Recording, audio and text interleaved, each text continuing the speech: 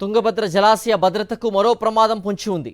ఈ డ్యాంలోని మొత్తం 33 గేట్లలో మరో 7 గేట్లు పనిచేయడం లేదని తాజాగా ఇంజనీర్లు పరిశీలనలో వెల్లడైంది. గత ఏడాది ఆగస్టు 10న 19వ గేటు కొట్టుకుపోవడంతో స్టాప్ లాగ్లను ఏర్పాటు చేశారు. వచ్చే ఏడాది జూన్లోగా మొత్తం 33 గేట్లను మార్చాలన్న ఉద్దేశంతో జలాశయం సమీపంలోని గదగలో గేట్ల నిర్మాణం పనులు వేగంగా సాగుతున్నాయి. అంతలోనే మరో 7 గేట్లు ప్రమాదంలో ఉన్నాయని తేలింది. దీంతో ఎంత వరద వచ్చినా వాటిని మాత్రం ఎత్తకూడదని ఇంజనీర్లు నిర్ణయానికి వచ్చారు.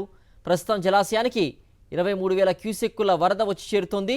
3 గేట్లను మాత్రమే పైకెత్తి 9,000 క్యూసెక్కుల నీటిని విడుదల చేస్తున్నారు. మిగిలిన వరదల్ని కాలువకు వదులుతున్నారు. రాష్ట్ర వ్యాప్తంగా విస్తారంగా వర్షాలు కురుస్తున్నాయి. ఏ క్షణంలోనైనా డ్యాంకు వచ్చే వరద పెరగొచ్చు.